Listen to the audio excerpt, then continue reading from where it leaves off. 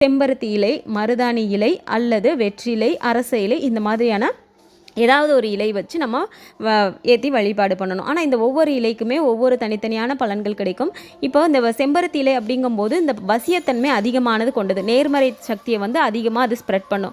அப்போ நமக்கு வந்து ஏதாவது பண வசியம் ஆகணும், இந்த மாதிரி வசியத்தன்மைக்கு வந்து நம்ம பயன்படுத்திக்கிட்டோம் அப்படின்னா அந்த செம்பருத்தி இலை போடலாம். ஏதாவது ஒரு விஷயத்தில் வந்து நமக்கு வெற்றி கிடைக்கணும், நமக்கு வந்து இந்த கடன் சம்மந்தப்பட்ட பிரச்சனைகள் எல்லாமே தீரணும் அப்படிங்கும்போது நம்ம வெற்றிலை தீபம் ஏற்றலாம். ஏன்னா இந்த முறை வந்து நமக்கு செவ்வாய்க்கிழமையே அமைஞ்சிருக்கு அப்படிங்கிறனாலே முருகப்பெருமானுக்கு நம்ம அந்த வெற்றிலை தீபம் செவ்வாய்க்கிழமைகளில் ஏற்றி வழிபாடு பண்ணும்போது நம்மளுடைய அந்த கடன் பிரச்சனையாக இருக்கட்டும், இல்லை அது மாதிரி சொந்த வீடு அமைகிறதுக்கு நம்ம வழிபாடு பண்ணுறதுக்குமே சரி, நம்ம வெற்றிலை தீபம் போட்டோம் அப்படின்னா ரொம்ப சிறப்பான பலனை கொடுக்கும். அதே மாதிரி நமக்கு ஏதாவது அரசு சம்மந்தப்பட்ட வேலை கிடைக்கணும் அப்படின்னா அரசு இலையில் போடணும். இது இந்தந்த இலைகளுக்கான பயன்கள். ஆனால் இந்த முறை நீங்கள் வந்துட்டு வெற்றிலை போட்டுமே நீங்கள் அந்த பஞ்ச தீபம் அப்படிங்கிறத ஏற்றலாம். அப்படி இல்லைன்னா நம்ம செம்பருத்தி இலை வச்சுமே ஏற்றலாம். அது உங்களோட